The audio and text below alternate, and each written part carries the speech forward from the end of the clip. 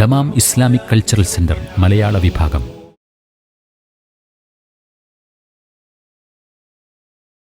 അസ്സലാമു അലൈക്കും വറഹ്മത്തുള്ളാഹി വബറകാതുഹു. ബിസ്മില്ലാഹിർ റഹ്മാനിർ റഹീം. അൽഹംദുലില്ലാഹി റബ്ബിൽ ആലമീൻ വബിഹി നസ്തഈൻ വസല്ലല്ലാഹു വസല്ലമ വബാറക അലാ നബിയിന മുഹമ്മദിൻ വആലിഹി വസഹ്ബിഹി അജ്മഈൻ. സുമ്മ അമ്മാ ബഅദ്. സഹോദരന്മാരെ, സത്യവിശ്വാസികളെ, അള്ളാഹുവിൽ സൂക്ഷ്മതയുള്ളവരായി ജീവിക്കാൻ എന്നോടെന്ന പോലെ എല്ലാവരെയും ഉണർത്തുകയും നമ്മുടെ ഈ ദീനിൻ്റെ പേരിൽ ഉപദേശിക്കുകയുമാണ്. ഇന്ന് നമ്മൾ നമ്മുടെ നിത്യേനയുള്ള ആരാധനകളിലും ദിനകർമ്മങ്ങളിലും ഒക്കെ അടിസ്ഥാനപരമായി അനുഷ്ഠിക്കുവാനും ആചരിക്കുവാനും നിശ്ചയിക്കപ്പെട്ട അടിസ്ഥാനങ്ങളിൽ ഒരു അടിസ്ഥാനമാണ് ഒരു ഖുത്ബയായി ശ്രവിച്ചത്. ഇഖ്ലാസ് കലർപ്പില്ലായ്മയെയാണ് അറിയിക്കുന്നത്. തെളിഞ്ഞത്, കളങ്കരഹിതമായത്, കപടമുക്തമായത്, ഇതൊക്കെയാണ് അതിൻ്റെ പദാർത്ഥം തന്നെ. ലബനൻ ഖാലിസൻ എന്ന് പറയപ്പെട്ടില്ലേ? കലർപ്പില്ലാത്ത പാലിനാണത് പറയുക. അതിൽ നിന്നാണ് ഇഖ്ലാസ്. ഇഖ്ലാസ് നമ്മുടെ വിശ്വാസത്തിലും ആരാധനകളിലും കർമ്മങ്ങളിലുമൊക്കെ അടിസ്ഥാനമായി വർത്തിക്കുകയും ആരാധനകളും കർമ്മങ്ങളുമൊക്കെ നിർവഹിക്കുമ്പോൾ അതിൽ നന്നായി നിഴലിക്കേണ്ടതുമായ വിഷയമാണ്. നമ്മളുടേത് കബൂലാക്കപ്പെടാൻ ഇഖ്ലാസ് അടിസ്ഥാനമാണ്, അത്യന്താപേക്ഷിതമാണ്. നമ്മുടേത് അമലുകളായി പുണ്യങ്ങളായി സഹിഹാകുവാൻ ഇഖ്ലാസ് അത്യന്താപേക്ഷിതമാണ്. വമാ ഉമിറു ഇല്ലാ ലിയഅ്ബുദുല്ലാഹ മുഖ്ലിസീൻ. അള്ളാഹ്ക്ക് ഇബാദത്ത് എടുക്കുവാൻ കൽപ്പിക്കപ്പെട്ടു. ആ ഇബാദത്ത് നിർവഹിക്കേണ്ടത് മുഖ്ലിസീൻ, ഇഖ്ലാസ് ഉള്ളവരായിക്കൊണ്ട് എന്നുള്ളതാണ്. അള്ളാഹു സുബ്ഹാനഹു വ തആല മാത്രം ആരാധിക്കപ്പെടണം എന്നുള്ളത് അടിസ്ഥാനം. ആ ആരാധന ഇഖ്ലാസോടു കൂടിയായിരിക്കണം എന്നുള്ളത് മറ്റൊരടിസ്ഥാനം. അള്ളാഹു സുബ്ഹാനഹു വ തആല നബി പുങ്കവന്മാരെ നിയോഗിച്ചത്, വേദഗ്രന്ഥങ്ങളെ അവതരിപ്പിച്ചത് ഈ ഒരു ആശയത്തെ, അടിസ്ഥാനത്തെ സാക്ഷാത്കരിക്കുന്നതിന് വേണ്ടിയാണ്. അതാണ് നമ്മൾ വിശുദ്ധ ഖുർആനിൽ വായിക്കുന്നത്. തൻസീലുൽ കിതാബി മിനല്ലാഹിൽ അസീസിൽ ഹകീം. ഇന്നാ അൻസൽനാ ഇലൈക്കൽ കിതാബ ബിൽ ഹഖ് ഫഅബ്ദുല്ലാഹ മുഖ്ലിസൻ ലഹുദ്ദീൻ അലാ ലില്ലാഹിദ്ദീനുൽ ഖാലിസ് എന്ന് അല്ലാഹു സുബ്ഹാനഹു വ തആല വിശുദ്ധ വേദം അവതരിപ്പിച്ചതിനെക്കുറിച്ചാണ് പറയുന്നത്. എന്നിട്ട് തൻസീലുൽ കിതാബി മിനല്ലാഹിൽ അസീസിൽ ഹകീം എന്ന് പറഞ്ഞ് ഇന്നാ അൻസൽനാ ഇലൈക്കൽ കിതാബ ബിൽ ഹഖ്, സത്യവുമായി ന്യായപ്രകാരം ഈ വിശുദ്ധ ഖുർആനെ താങ്കളിലേക്ക് നാം അവതരിപ്പിച്ചിരിക്കുന്നു എന്ന് അല്ലാഹു സുബ്ഹാനഹു വ തആല പറഞ്ഞ്, എന്തിനാണ് താങ്കളെ നിയോഗിച്ചത്, താങ്കൾക്ക് ഈ കിതാബിനെ ഹക്ക് പ്രകാരം അവതരിപ്പിച്ചത്? ഫഅബ്ദുല്ലാഹ മുഖ്ലിസൻ ലഹുദ്ദീൻ. ഫഅബ്ദുല്ലാഹ്, താങ്കൾ അള്ളാഹുവിനെ ഇബാദത്ത് എടുക്കുക. എങ്ങനെ? മുഖ്ലിസൻ ലഹുദ്ദീൻ, കീഴ്വണക്കവും ദുആയും അത് അള്ളാഹുവിന് മുഖ്ലിസായിട്ട്, കലർപ്പില്ലാതെ കളങ്കമില്ലാതെ അള്ളാഹുവിന് മാത്രവും പ്രത്യേകവുമാക്കി ഇബാദത്ത് എടുക്കുവാൻ. അത് അല്ലാഹു സുബ്ഹാനഹു വ തആല വീണ്ടും ഉണർത്തി. അലാ ലില്ലാഹിദ്ദീനുൽ ഖാലിസ്, കളങ്കരഹിതമായ, കപടമുക്തമായ, കലർപ്പില്ലാത്ത ദീൻ, ദുആയും കീഴ്വണക്കവും അത് അള്ളാഹുവിന് മാത്രം അർഹപ്പെട്ടതാണ്, അവകാശപ്പെട്ടതാണ്. അതുകൊണ്ട് തന്നെ ഫഅബ്ദുല്ലാഹ മുഖ്ലിസൻ ലഹുദ്ദീൻ, അള്ളാഹുവിന് നിഷ്കളങ്കമായി നിഷ്കപടമായി യാതൊരു കലർപ്പുമില്ലാതെ ഇബാദത്ത് നിർവഹിക്കൂ എന്ന് അല്ലാഹു സുബ്ഹാനഹു വ തആല കൽപ്പിച്ചു. ഇവിടെ താവൂസ് ഇബ്നു കൈസാൻ എന്നിവരിൽ നിന്ന് ഇമാം ഇബ്നു ജരീർ അത്തബരിയുടെ ഒരു നിവേദനം നമ്മൾ കേട്ടു. അവിടെ ഒരു വ്യക്തി തിരുസവിധത്തിലേക്ക് വന്നു. നബി സല്ലല്ലാഹു അലൈഹി വസല്ലമ തങ്ങളോട്, യാ റസൂലല്ലാഹ് ഉഹിബ്ബുൽ ജിഹാദ്, തിരുദൂതരെ, ഞാൻ അള്ളാഹുവിൻ്റെ മാർഗത്തിൽ ജിഹാദ് ഇഷ്ടപ്പെടുന്നു എന്ന് പറഞ്ഞാണ് അയാൾ വരുന്നത്. പക്ഷേ അയാളൊരു അനുബന്ധം പറഞ്ഞു, വ ഉഹിബ്ബു അൻ യുറാ മക്കാനി, എനിക്ക് ജിഹാദ് ഇഷ്ടമാണ്, പക്ഷേ എൻ്റെ സ്ഥാനം, വ ഉഹിബ്ബു അൻ യുറാ മക്കാനി വ മൗത്തിനി, അതും കാണപ്പെടുന്നത് എനിക്കിഷ്ടമാണ്. അതായത് അള്ളാഹുവിൻ്റെ മാർഗത്തിൽ ജിഹാദ് ഞാൻ ഇഷ്ടപ്പെടുന്നു, പക്ഷേ അതോടൊപ്പം ഞാൻ വീരശൂര പരാക്രമിയാണ്, ഞാൻ ശക്തനാണ്, പോരാളിയാണ്, ഈ സ്ഥാനം അതറിയപ്പെടാനും ഞാൻ ഇഷ്ടപ്പെടുന്നു എന്നാണ്. അപ്പോഴാണ് വിശുദ്ധ ഖുർആനിൽ വചനം ഇറങ്ങിയത്, ഫമൻ കാന യർജു ലിഖാഅ റബ്ബിഹി ഫല്യഅമൽ അമലൻ സാലിഹ വലാ യുശ്രികു ബിഇബാദത്തി റബ്ബിഹി അഹദ എന്നായത്. ഫമൻ കാന യർജു ലിഖാഅ റബ്ബിഹി, തൻ്റെ നാഥനെ കണ്ടുമുട്ടണം എന്ന് പ്രതീക്ഷ പുലർത്തുന്നവർ, വല്യഅമൽ അമലൻ സാലിഹ, അവൻ സാലിഹായ അമൽ ആചരിക്കട്ടെ, അനുഷ്ഠിക്കട്ടെ. വലാ യുശ്രികു ബിഇബാദത്തി റബ്ബിഹി അഹദ, റബ്ബിനുള്ള ഇബാദത്തിൽ ആരെയും പങ്കു ചേർക്കാതിരിക്കുകയും ചെയ്യട്ടെ എന്ന് ആശയത്തിൽ വചനമിറങ്ങിയത് ഈ ഒരു സാഹചര്യത്തിലാണ്. ഈ ആയത്തിറങ്ങാനുള്ള അവതരണ പശ്ചാത്തലം താവൂസ് ബിൻ കൈസാനിൽ നിന്ന് ഇമാം ഇബ്നു ജരീർ തബരി ഉദ്ധരിക്കുന്നത് അതാണ് നമ്മളിവിടെ ശ്രവിക്കുകയുണ്ടായത്. അപ്പോൾ ഇവിടെ നോക്കൂ നിങ്ങൾ, അയാൾ ജിഹാദ് ഇഷ്ടപ്പെടുന്നു, അള്ളാഹിൻ്റെ മാർഗത്തിൽ പോരടിക്കാൻ. പക്ഷെ ഒപ്പം അള്ളാഹ്ക്ക് വേണ്ടിയിട്ട് ജിഹാദ് ചെയ്യുന്നതോടൊപ്പം അയാൾക്ക് തൻ്റെ സ്ഥാനവും തൻ്റെ ആ സാന്നിധ്യവും അത് ആളുകളെ അറിയിക്കാൻ, അത് ആളുകളിൽ കാണാൻ അയാൾ ആഗ്രഹിക്കുന്നുണ്ട്. കലർപ്പുള്ള ജിഹാദ്, കളങ്കമുള്ള ജിഹാദ്, അതാണ്. അതുകൊണ്ട് തന്നെ പരലോകത്തെ പ്രതീക്ഷിച്ച് കഴിയുന്നവരെ സംബന്ധിച്ചിടത്തോളം അവർ അള്ളാഹ്ക്ക് നിഷ്കളങ്കമാക്കണം, നിഷ്കപടമാക്കണം എന്നുള്ളതാണ് ഇവിടെ പഠിപ്പിക്കപ്പെടുന്നത്. അതാണ് അബൂ ഉമാമ അൽ ബാഹിലി റളിയല്ലാഹു തആല അൻഹുവിൽ നിന്നുള്ള ഹദീസിൽ നമ്മൾ കേട്ടത്.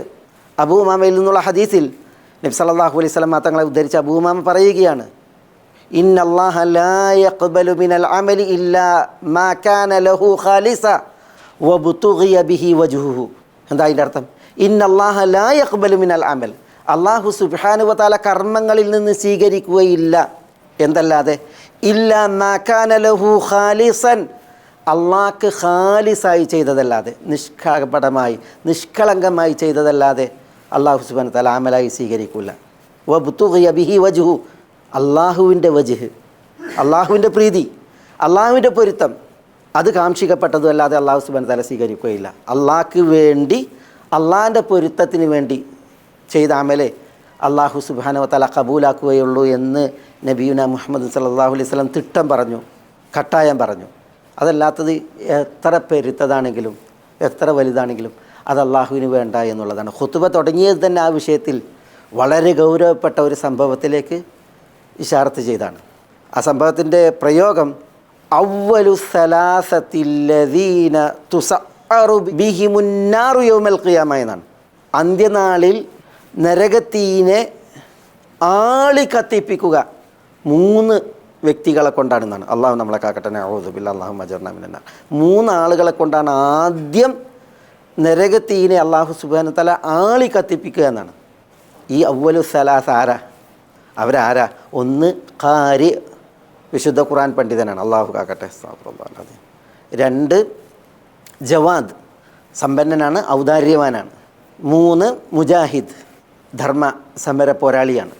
ഖാരി ഖുർആൻ പണ്ഡിതൻ, പിന്നെ ജവാദ് ദാനശീലൻ, പിന്നെ മുജാഹിദ്.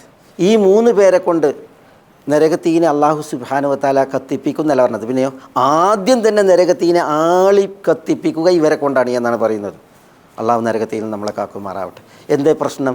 ഈ 3 പേരെയും വിചാരണയുടെ വേദിയിൽ കൊണ്ടുവന്ന് അള്ളാഹു സുബ്ഹാനഹു വ തആല വിചാരണ നടത്തുമ്പോൾ അള്ളാഹു സുബ്ഹാനഹു വ തആല ഖാരിയിനോട് ചോദിക്കും, മാദാ അമിൽത ഫീമാ ഉല്ലിംത, നിനക്കറിവുണ്ടായിരുന്നു, വിവരമുണ്ടായിരുന്നു, നീ അതിൽ എന്ത് ചെയ്തു, നിനക്ക് പഠിപ്പിക്കപ്പെട്ടതിൽ നീ എന്ത് ചെയ്തു എന്ന് ചോദിക്കുമ്പോൾ അയാൾ പറയുന്നത്, ഞാൻ രാവിൻ്റെ മിറവിൽ ഖുർആനോദി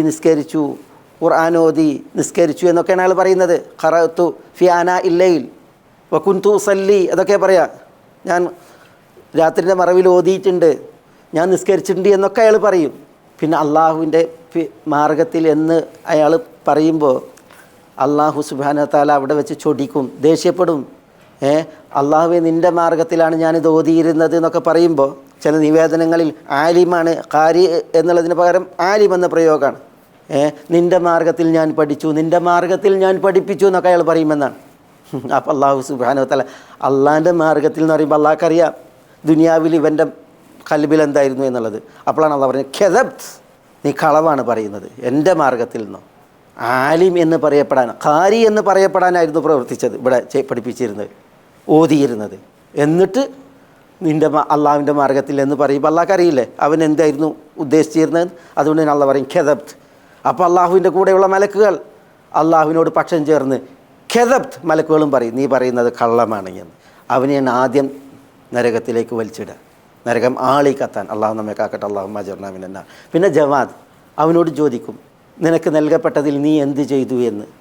മാദാ അമിൽത ഫിമാ ഉതീത്, നിനക്ക് നൽകപ്പെട്ടതിൽ നീ എന്ത് ചെയ്തു എന്ന് ഔദാര്യവാനോട് ചോദിക്കുമ്പോൾ ഞാൻ അതുകൊണ്ട് ചെലവഴിച്ചു, കുടുംബബന്ധം ചാർത്തി എന്നൊക്കെ അയാൾ വാചാലമാകും.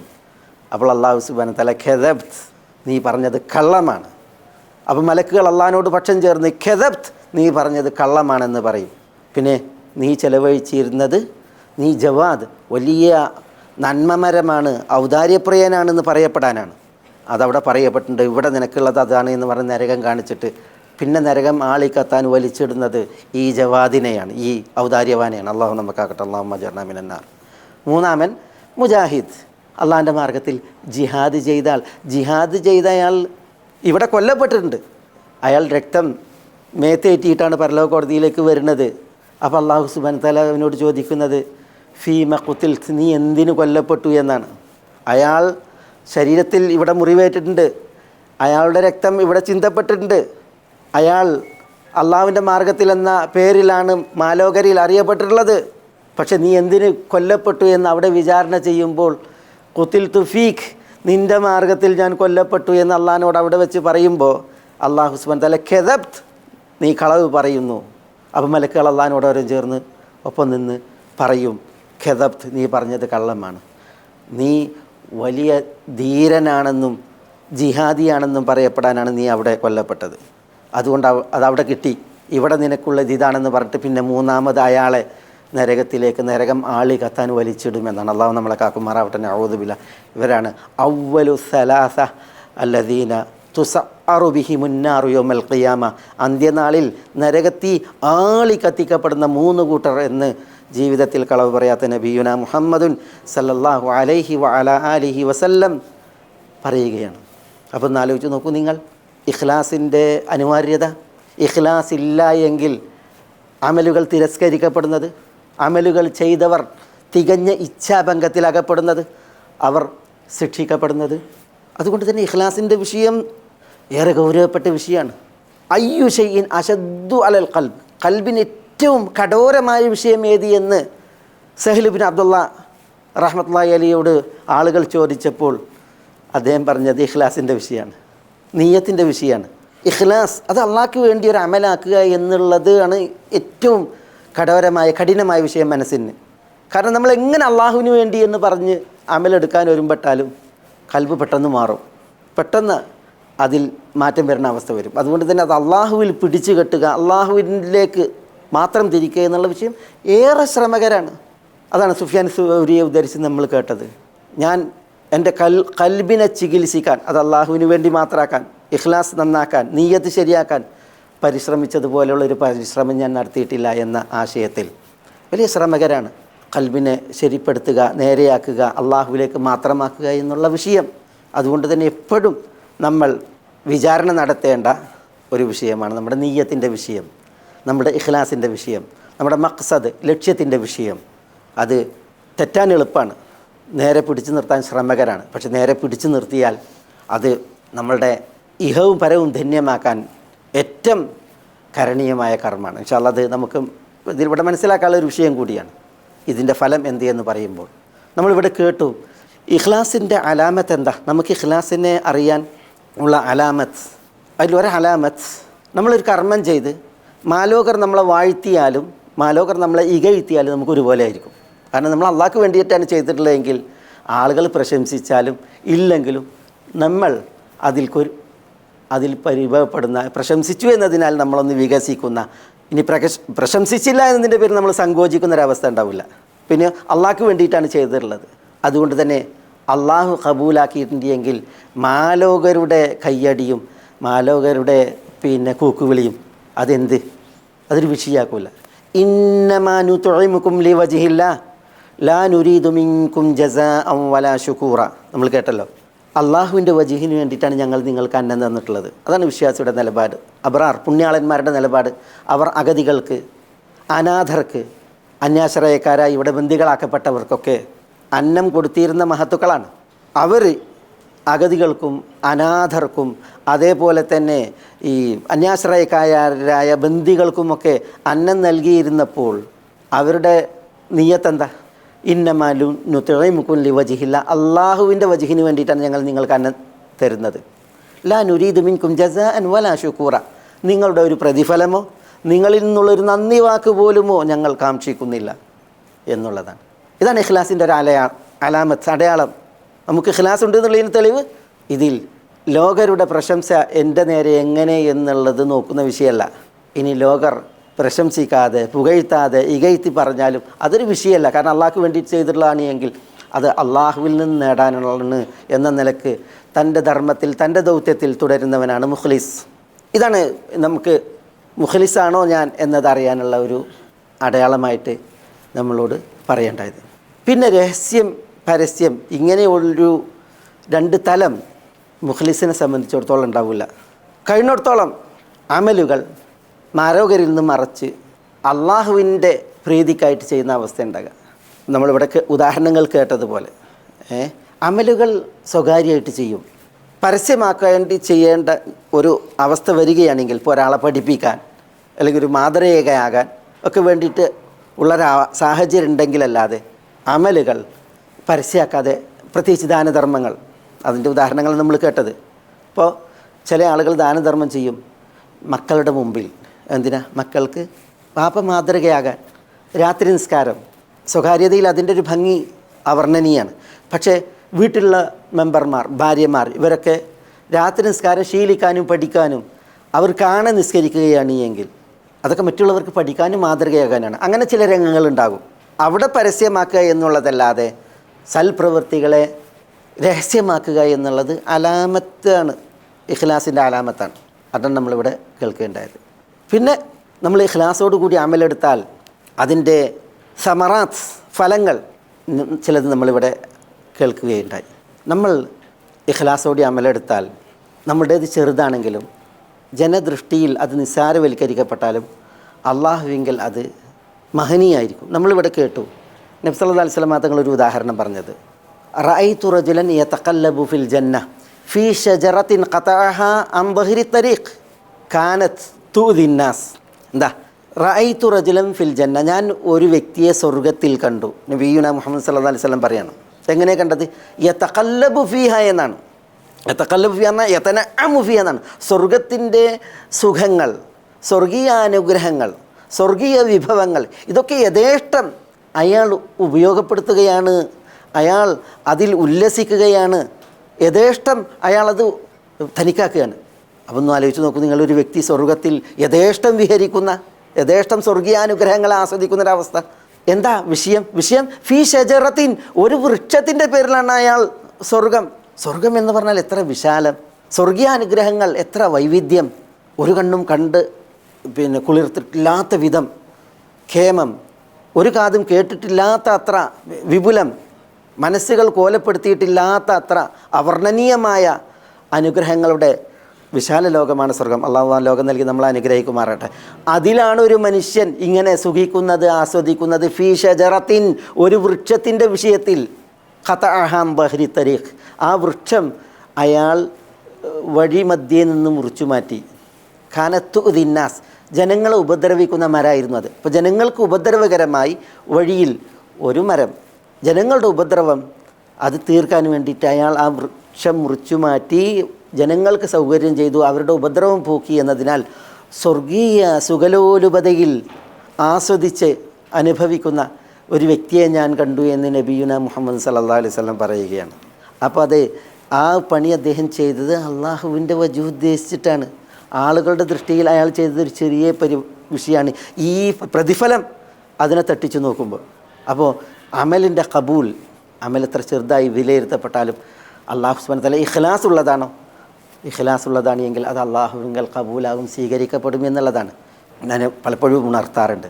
നബി സല്ലല്ലാഹു അലൈഹി വസല്ലം തങ്ങളുടെ സമക്ഷത്തിലേക്കൊരു ആറാബി വന്ന ചരിത്രം.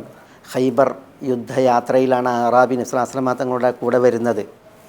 ആ യാത്രയിൽ നബി സല്ലല്ലാഹു അലൈഹി വസല്ലം തങ്ങളോടൊപ്പം ഖൈബറിലേക്ക് ഇയാൾ അനുഗമിച്ച് വരുമ്പോൾ പിന്നെ അയാൾ വഴിയിൽ വെച്ച് ഇസ്ലാം സ്വീകരിച്ചിട്ട് പിന്നെ നബിയോടൊപ്പം കൂടുകയാണ്, സഹാബത്തിനോടൊപ്പം. സല്ലല്ലാഹു അലൈഹി വസല്ലം പിന്നെ സഹാബത്തിനോടൊപ്പം വരികയാണ്.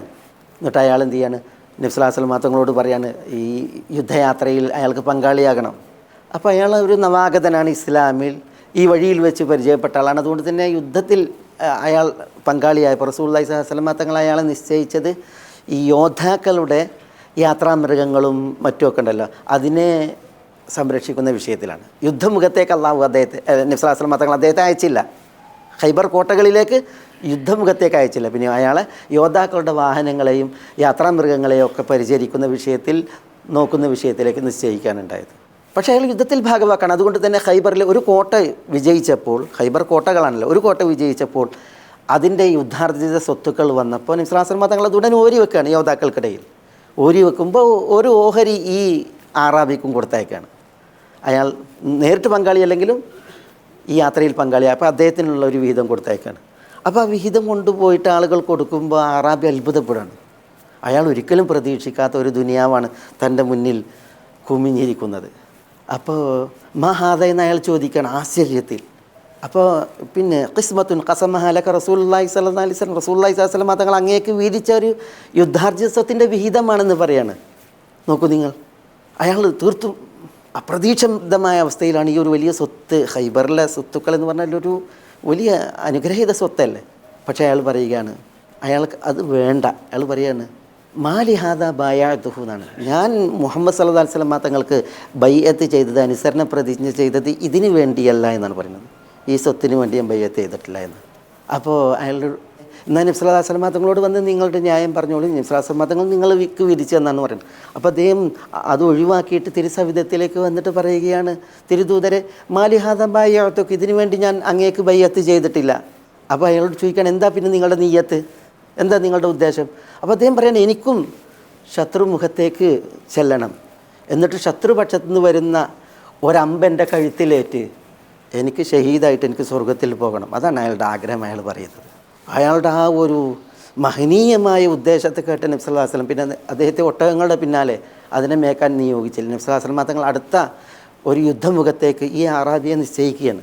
അവിടെ ഒരു രക്തസിക്ത പോരാട്ടം നടന്നു. ഒരു ഖൈബർ കോട്ട പിന്നെ വിജയിച്ചടക്കപ്പെട്ടു. അപ്പോൾ നബി സല്ലല്ലാഹു അലൈഹി വസല്ലം തങ്ങൾ ആ വിജയം നേടിയിട്ട് സഹാബത്ത് വരുമ്പോൾ ചോദിക്കുന്നുണ്ട്, എന്താണ് വിവരം, ആർക്കെങ്കിലും എന്തെങ്കിലും സംഭവിച്ചോ? അപ്പോൾ ഖൈബർ കോട്ട വിജയിച്ചതും ഒരാൾ ഷഹീദായതും നബി സല്ലല്ലാഹു അലൈഹി വസല്ലം തങ്ങളോട് അവർ പറയാണ്. അപ്പോൾ ആ ഷഹീദായ വ്യക്തിയെ കൊണ്ടുവരാൻ നബി സല്ലല്ലാഹു അലൈഹി വസല്ലം തങ്ങൾ പറയുമ്പോൾ അദ്ദേഹത്തെ പിന്നെ ഭൗതിക ശരീരത്തെ നബി സല്ലല്ലാഹു അലൈഹി വസല്ലം തങ്ങളുടെ സമക്ഷത്തിലേക്ക് കൊണ്ടുവരുമ്പോൾ ഒരു വ്യക്തിയുടെ കഴുത്തിൽ അമ്പ് തറച്ച് ഷഹീദായിട്ടാണ് കൊണ്ടുവരപ്പെടുന്നത്. അയാൾ കൊണ്ടുവന്ന് നബി സല്ലല്ലാഹു അലൈഹി വസല്ലം തങ്ങളുടെ സമക്ഷത്തിൽ കിടത്തുന്ന സമയം നബി സല്ലല്ലാഹു അലൈഹി വസല്ലം തങ്ങൾ ചോദിക്കുകയാണ്, അഹു നമ്മുടെ അറാബിയാണോ ഇത് എന്ന് ചോദിക്കുകയാണ്. അപ്പോൾ അതേ എന്ന് പറഞ്ഞപ്പോൾ അയാൾ നബി സല്ലല്ലാഹു അലൈഹി വസല്ലം തങ്ങൾ നോക്കുമ്പോൾ അയാൾ വിരൽ വെച്ചേടത്ത് അയാൾക്ക് അമ്പേറ്റാണ് ഷഹീദായിട്ടുള്ളത്.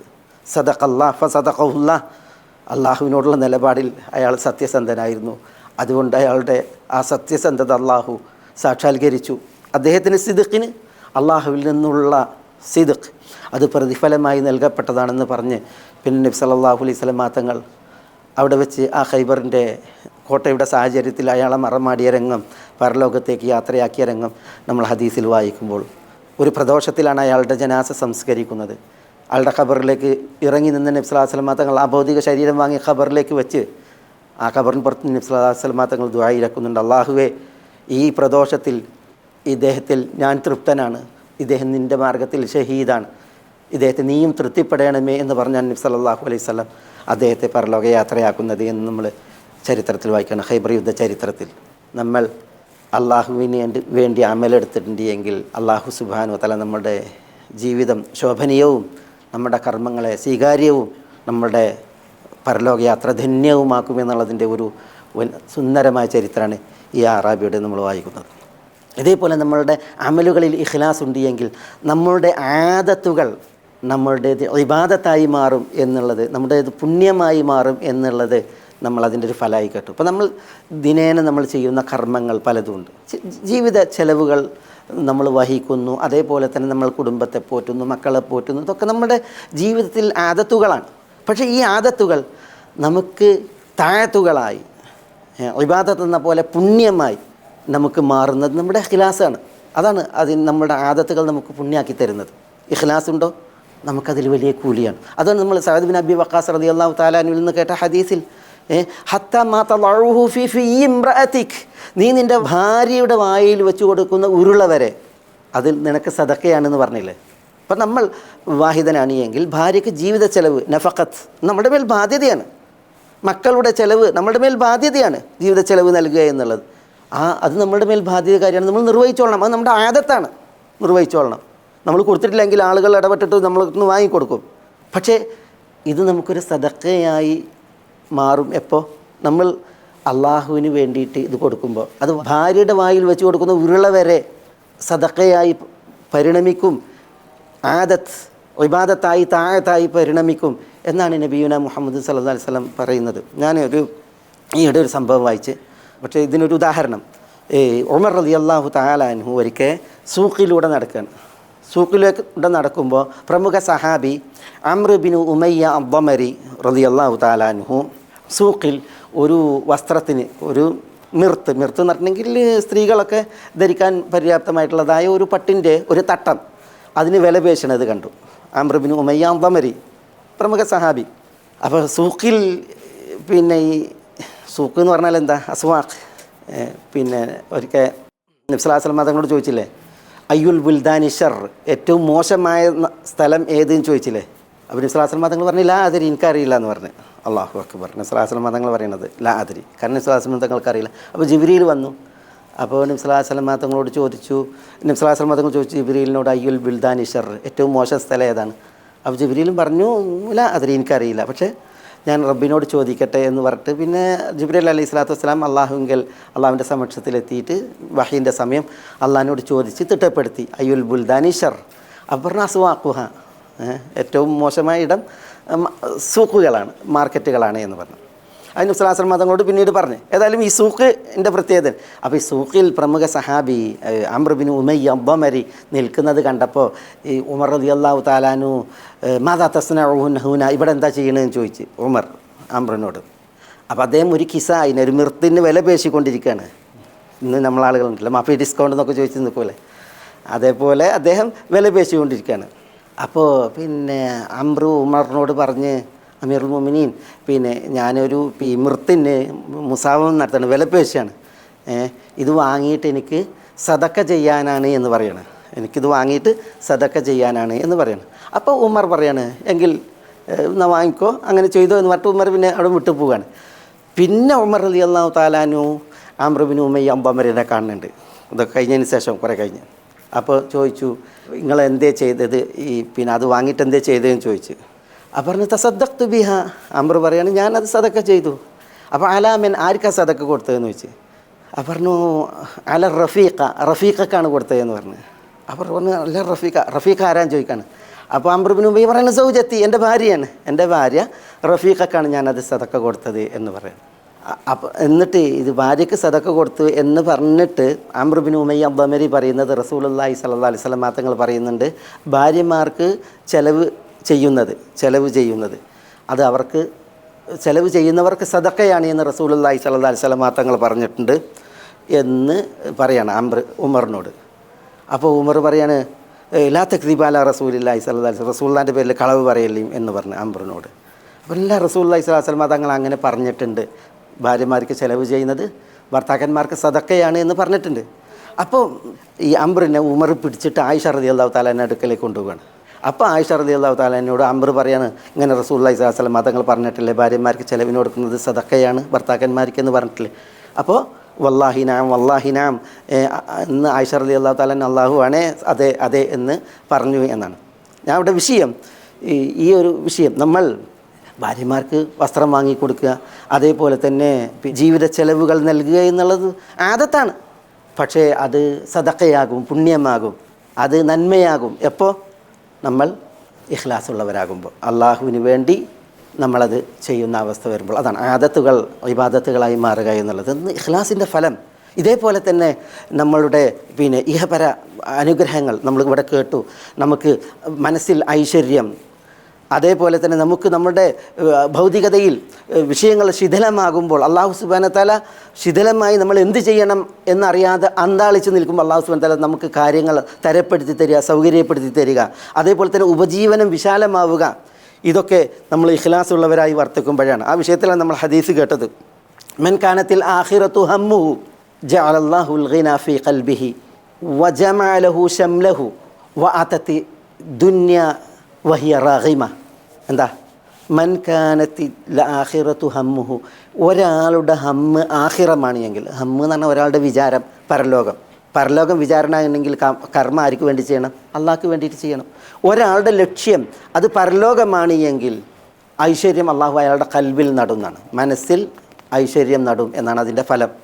മനസ്സിൽ ഐശ്വര്യം എന്ന് പറഞ്ഞാൽ അൽ ഗിന ഗിനൻ നഫ്സ് ലൈസ ഗിനൽ അർദ്. ദുനിയാവ് വിശാലമാവുക എന്നുള്ളത്, ഇവിടെ കുറേ അളക്കാനും തൂക്കാനും എണ്ണാനുണ്ടാകുക എന്നുള്ളതല്ല ഗിന. പിന്നെയോ കൽബിലാണ് ഗിന. മനസ്സിൻ്റെ ഐശ്വര്യമാണ് ഐശ്വര്യം. റസൂലുള്ളാഹി സ്വല്ലല്ലാഹു അലൈഹി വസല്ലം തങ്ങൾ പറഞ്ഞിട്ടുണ്ട്, അൽ ഗിന ഗിനൻ നഫ്സ്, തിരുമൊഴിയാണ്. അപ്പോൾ അള്ളാഹു സുബ്ഹാനഹു വ തആല പറയാണ്, ആഖിറത്തിനെ ലക്ഷ്യമാക്കിയിട്ട് ഒരാൾ അമൽ ചെയ്തിട്ടുണ്ടെങ്കിൽ അയാളുടെ ഐശ്വര്യം അള്ളാഹു സുബ്ഹാനഹു വ തആല കൽബിൽ നടും. അയാളുടെ കൽബ് ഐശ്വര്യവത്തായിരിക്കും. പിന്നെ വജമഅ ലഹു ശംലഹു, എന്താ ജമഅ ലഹു ശംലഹു?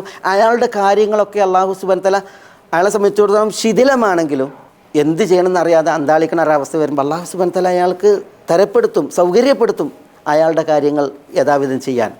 പിന്നെ വഅതത്തി ദുനിയ വഹിയ റാഗിമ, അയാളുടെ നേരെ ദുനിയാവ് വരും. എങ്ങനെ വരും? വഹിയ റാഗിമത്തുൻ, ഈ വ്യക്തിയെ സംബന്ധിച്ചിടത്തോളം ദുനിയാവ് നിസ്സാരാണ്, വേണ്ട, പക്ഷേ എന്നാലും അയാളിലേക്ക് ദുനിയാവ് വരുന്ന അവസ്ഥ ഉണ്ടാകും എന്നാണ് പറഞ്ഞത്. എപ്പോൾ? ഹമ്മ് ആഖിറാണ് എങ്കിൽ. എന്നിട്ട് നബി സല്ലല്ലാഹു അലൈഹി വസല്ലം തങ്ങൾ തിരിച്ചു പറഞ്ഞു, വമൻ കാനത്തി ദുനിയ ഹമ്മുഹു, ഇനി ഒരാളുടെ ലക്ഷ്യം ഉദ്ദേശം ദുനിയാവാണ് എങ്കിൽ എന്താ? ജഅലല്ലാഹുൽ ഫഖ്റ ബൈന ഐനൈഹി, അള്ളാഹു അയാളുടെ കൺമുമ്പിൽ, അയാളുടെ മുമ്പിൽ ഫഖറിനെ നിശ്ചയിക്കും. ഇല്ലായ്മയെ, വല്ലായ്മയെ, ദാരിദ്ര്യത്തെ അള്ളാഹു അയാളുടെ കൺമുമ്പിൽ നിശ്ചയിക്കും. അയാൾക്ക് അള്ളാഹു സുബ്ഹാനഹു വ തആല ദാരിദ്ര്യം മുന്നിൽ കൊണ്ടുവന്ന് വെച്ച് കൊടുക്കുന്ന അർത്ഥം. വശത്ത ലഹു ശംലഹു എന്നാണ്. അയാളുടെ കാര്യങ്ങളൊക്കെ ശിഥിലായിരിക്കും. ഏതൊന്ന് ചെയ്യണം, എന്തിലേക്ക് പോകണം, എന്തിലേക്ക് ഇറങ്ങണം, പ്രശ്നങ്ങൾ, ഇതിലൊന്നും ഒരു ഉദവിയോ തുറവിയോ ഇല്ലാതെ ആകെ അങ്കലാപ്പിൽ ഈ ദുനിയാവിൽ അയാൾ പ്രയാസപ്പെട്ട് കഴിയുന്ന അവസ്ഥ വരും. ദുനിയാവാണ് ലക്ഷ്യമെങ്കിൽ. പിന്നെ ദുനിയാവിനെ സംബന്ധിച്ചിടത്തോളം വലം യഅ്തിഹി മിന ദുനിയ ഇല്ലാ മാ ഖുദ്ദിറ ലഹു, ദുനിയാവ് എന്താണ് അയാൾക്ക് അള്ളാഹു വിധിച്ചത് അതേ അയാൾക്ക് വരുള്ളൂ. അയാളിങ്ങനെ മനസ്സിൽ ദുനിയാവിനെ നട്ട് നടന്നതിൻ്റെ പേരിൽ ദുനിയാവ് അയാളിലേക്ക് ഇങ്ങനെ കുമിഞ്ഞു വരുമൊന്നുമില്ല. പിന്നെയോ അയാൾക്ക് എന്താണ് അള്ളാഹു അവിടെ വിധിച്ചത് അതേ അയാൾക്ക് എത്തുള്ളൂ. ഇതാണ് നബിയുന മുഹമ്മദ് സല്ലല്ലാഹു അലൈഹി വസല്ലം പറഞ്ഞത്. അപ്പോൾ ഇഖ്ലാസ് ഉള്ളവരായാൽ ഇതുപോലത്തെ ഫലങ്ങൾ പലതാണ് എന്നാണ് നമ്മൾ പഠിപ്പിക്കപ്പെടുന്നത്. വളരെ ശ്രദ്ധിക്കേണ്ടുന്ന, ഗൗരവത്തിൽ കാണേണ്ടുന്ന ഒരു വിഷയമാണ് നമ്മുടെ ഇഖ്ലാസിൻ്റെ വിഷയം. അള്ളാഹുവിന് വേണ്ടി, അള്ളാഹുവിൻ്റെ പ്രീതിക്കായി, അള്ളാഹുവിൻ്റെ പൊരുത്തത്തിനായി നമ്മൾ ജീവിക്കുക, അമലുകൾ എടുക്കുക, ഇബാദത്തുകൾ അനുഷ്ഠിക്കുക എന്നുള്ള വിഷയം, അതാണ് നമ്മളിവിടെ പഠിപ്പിക്കപ്പെട്ടത്. അള്ളാഹു സുബ്ഹാനഹു വ തആല നമ്മളെ എല്ലാവരെയും എല്ലാ നന്മകളിലേക്കും ഉദവിയേറ്റി തുറവിയേറ്റി അനുഗ്രഹിക്കുമാറാവട്ടെ. അള്ളാഹ്ക്ക് വഴിപ്പെട്ട് ജീവിക്കാനുള്ള ആ ഒരു ആരോഗ്യം അള്ളാഹു നമുക്ക് ഏവർക്കും ഏറ്റി നൽകുമാറാവട്ടെ. അള്ളാഹു സുബ്ഹാനഹു വ തആല നമ്മുടെ ഈ സദസ്സിനെ ഉപരിലോകത്ത് സ്വീകരിക്കുമാറാവട്ടെ. ഇതിനേക്കാൾ ശ്രേഷ്ഠപ്പെട്ട ഒരു സദസ്സിൽ, സ്വർഗത്തിൻ്റെ ഉന്നതങ്ങളിൽ മുഹമ്മദ് നബി സല്ലല്ലാഹു അലൈഹി വസല്ലം തങ്ങളുടെ സമക്ഷത്തിൽ ഒരിടം കാണാൻ അള്ളാഹു നമ്മളെ എല്ലാവരെയും അനുഗ്രഹിക്കുമാറാവട്ടെ. ആ ഹബീബിൻ്റെ ഷറഫാക്കപ്പെട്ട കരങ്ങളിൽ നിന്ന് കൗസർ കുടിച്ച് സ്വർഗത്തിലേക്ക് ഹിസാബില്ലാതെ അദാബില്ലാതെ എത്തിപ്പെടാൻ, പറന്നുയരാൻ അള്ളാഹു നമ്മളെ എല്ലാവരെയും സഹായിക്കുമാറാവട്ടെ. നമ്മളോട് ദുആക്ക് വസിയ്യത്ത് ചെയ്തവരുടെ നല്ല ഉദ്ദേശങ്ങളെ അള്ളാഹു അവർക്ക് നിറവേറ്റി കൊടുക്കുമാറാവട്ടെ. രോഗം കൊണ്ട് വലയുന്നവർക്ക് അള്ളാഹു ശിഫയും ആഫിയത്തും കനിയുമാറാവട്ടെ. നമ്മുടെ മാതാപിതാക്കളിൽ നിന്ന് മരണപ്പെട്ട് മൺമറഞ്ഞവരോട് അള്ളാഹു പൊറുക്കുമാറാവട്ടെ.